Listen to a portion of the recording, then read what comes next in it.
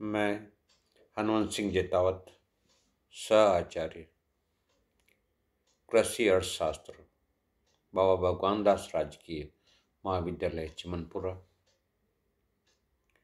मैं आज आपको बीएससी एजी ऑनर्स पार्ट सेकंड में चलने वाले विषय कृषि वित्त व सहकारिता के अंतर्गत बहुउद्देशीय सहकारी समितियों के बारे में जानकारी देना चाहता हूँ। देखिए, अपन सभी जानते हैं कि भारत एक कृषि प्रधान देश है और भारत की ज़्यादातर जनसंख्या गांव में निवास करती है। समय के अनुसार असंतुलित विकास के कारण शहरी क्षेत्रों का विकास अर्थव्यवस्था में बहुत तेजी से हुआ है, लेकिन अर्थव्यवस्था या किसी भी देश के संतुलित विकास के लिए ग्रामीण क्षेत्रों का भी विकास उतना ही आवश्यक है जितना शहरी क्षेत्रों में, क्योंकि आज अपन देश में कई अनेक प्रकार की समस्याएं जो शहरीकरण के कारण उत्पन्न हुई है, इसका मुख्य कारण यही है कि ग्रामीण क्षेत्रों का विकास पूरा नहीं हुआ है। रोजगार वहाँ पर लोगों को पूरा नहीं मिलता है, अतः लोगों की प्रवृत्ति यह रहती है कि वह शहरों की तरफ भागे, क्योंकि शहरों में सुविधाएं और रोजगार आय ज़्यादा है। अतः संतुलित विकास के प्रयास में एक कड़ी के रूप में अपन सहकारी समितियां बनाकर ग्रामीण क्षेत्रों का भी संतुलित विकास कर सकते हैं। ज़्यादा जोर अपन केवल उत्पादन किसान के उत्पादन संबंधी समस्याओं को पढ़ देते हैं तो उत्पादक सहकारी समिति का गठन किया जाता है, लेकिन इस प्रकार की जैसे चाहे विपणन सहकारी समिति हो, चाहे साख सहकारी समिति हो, चाहे कोई और सहकारी समिति हो, ये सभी सहकारी समितियां जो ग्रामीण क्षेत्रों में कार्य कर रही है, ये आर्थिक रूप से वायबल नहीं हो पाती है। इनको जो व्यवसाय मिलना चाहिए वह उतनी मात्रा में नहीं मिल पाता है। अतः क्यों ग्रामीण क्षेत्रों में केवल एक प्रकार की समस्या नहीं है, ग्रामीण क्षेत्रों में रहने वाले लोगों की जितने प्रकार की समस्या है वह बहुउद्देशीय सहकारी समितियां बनाकर दूर की जा सकती है। तो एक प्रयास है ग्रामीण क्षेत्रों की सभी समस्याएं दूर करने के लिए बहुउद्देशीय सहकारी समितियों की स्थापना करके। देखिए, प्राथमिक साख समितियां ग्रामीण क्षेत्र में साख प्रदान करती है, लेकिन यह देखने में आया है कि ग्रामीण क्षेत्र की समस्याएं केवल साख से ही जुड़ी हुई नहीं हैं। ग्रामीण जनता की अनेक समस्याओं में साख की समस्या तो एक समस्या है। अतः केवल साख समितियों का विकास कर ग्रामीण जीवन की सभी समस्याओं का हल नहीं किया जा सकता है। सहकारिता को व्यापक आधार प्रदान करने के लिए यह आवश्यक है कि यह ग्रामीण क्षेत्र की सभी समस्याओं को हल करे।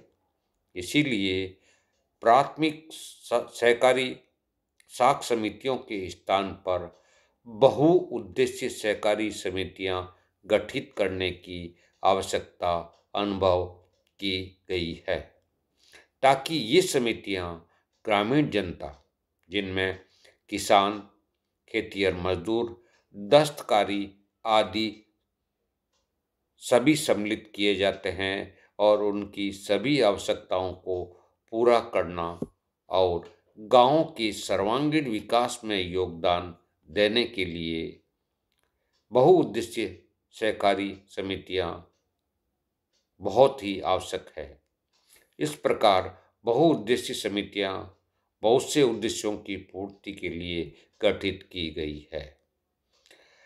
ग्रामीण जनता को प्रदान की गई साख तभी उपयोगी होगी जब उसके साथ दूसरी आवश्यकताएं जैसे बीज, खाद, कीटनाशक, कृषि उपकरण उपभोक्ता वस्तुएं आदि की पूर्ति भी की जाए।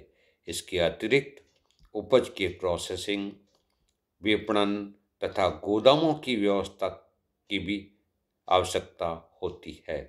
एक ही समिति द्वारा विभिन्न प्रकार की सेवाएं प्रदान करने से उनका कार्यक्षेत्र व व्यवसाय भी बढ़ जाएगा तथा समिति आर्थिक रूप से सुदृढ़ होगी।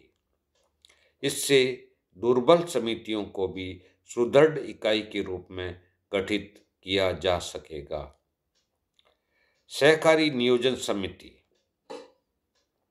1946 सन 1947 में रजिस्ट्रारों के 15वें सम्मेलन में, 1956 में ग्रामीण बैंकिंग जांच समिति व पंचवर्षीय योजनाओं में भी बहुउद्देशीय समितियों की स्थापना की आवश्यकता बताई गई है। रिजर्व बैंक ऑफ इंडिया ने बहुउद्देशीय समितियों के निम्न कार्य बताए हैं। पहला कार्य है चालू आवश्यकताओं के ऋण के लिए ऋण प्रदान करना। दूसरा, पुराने ऋणों के भुगतान के लिए ऋण देना। तीसरा, सहकारी विपणन द्वारा सदस्यों की आय बढ़ाना। चौथा, कृषि के काम में आने वाले साधनों जैसे बीज, खाद आदि की आपूर्ति करना।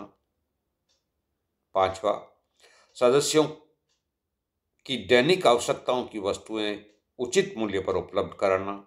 छठा, पंच निर्णय की व्यवस्था कर मुकदमेबाजी के व्ययों को कम करना। सातवां, भूमि की चकबंदी द्वारा फसलों की पैदावार बढ़ाना। आठवां, सहायक उद्योगों की स्थापना में सदस्यों की सहायता करना। नौवां, उत्सवों, सामाजिक कुरीतियों व बुरी आदतों पर व्यय कम करने के लिए पारस्परिक सहमति द्वारा नियम बनाना। यहाँ पर अपन देख सकते हैं कि ग्रामीण क्षेत्रों की सभी प्रकार की समस्याओं, चाहे वह सामाजिक हो, चाहे वह आर्थिक हो, चाहे वह धार्मिक हो, इन सभी समस्याओं का समाधान बहुउद्देशीय सहकारी समितियों के अंतर्गत रखा गया है। ये समितियां कई रूप में प्रयास कर सकती है, न केवल किसान की आर्थिक जरूरतों को पूरा करने के लिए ऋण प्रदान करती है, बल्कि इस ऋण को कृषि में काम में आने वाले साधनों के रूप में भी प्रदान करती है। न केवल किसानों की समस्या, बल्कि जो ग्रामीण क्षेत्रों में रहने वाले दस्तकार है या और कोई छोटा मोटा उद्योग धंधा करने वाले लोग हैं, उनकी भी सभी समस्याओं का समाधान करता है। इसके अलावा उनके सामाजिक जीवन में जो भी बुराइयां व्याप्त हो गई है, लड़ाई झगड़े से लेकर सभी प्रकार की इन बुराइयों को दूर करने के लिए उनमें आपसी सहमति तैयार करना। इस प्रकार से कई प्रकार से यह बहुउद्देशीय सहकारी समितियां ग्रामीण जीवन का सुधार, उनका जीवन स्तर ऊपर उठाकर कर सकती है। साथ ही इन बहुउद्देशीय समितियों के उद्देश्य में चिकित्सा व शिक्षा व्यवस्था करना भी रखा गया है। इन सब बातों से बिल्कुल स्पष्ट हो जाता है कि बहुउद्देशीय समितियां साख के अतिरिक्त ग्रामीण जीवन को उन्नत बनाने, जनता में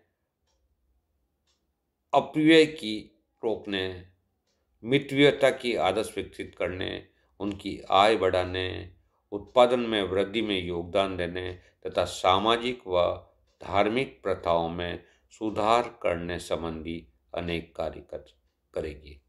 एक तरह से बहुउद्देशीय सहकारी समितियों की जिम्मेदारी सभी क्षेत्रों में कर दी गई है।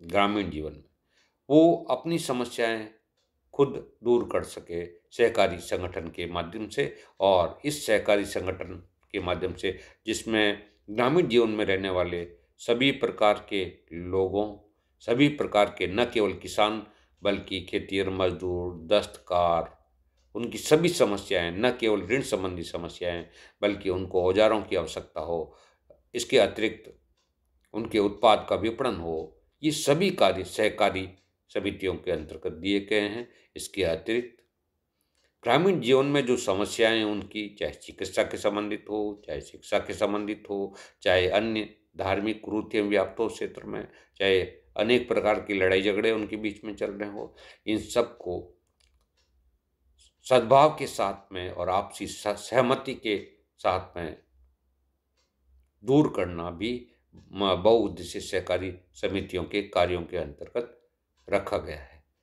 तो इस प्रकार से अपन कह सकते हैं कि ग्रामीण जीवन के संपूर्ण विकास और देश की अर्थव्यवस्था के संतुलित विकास की जिम्मेदारी बहुउद्देशीय सहकारी समितियों को दी गई है।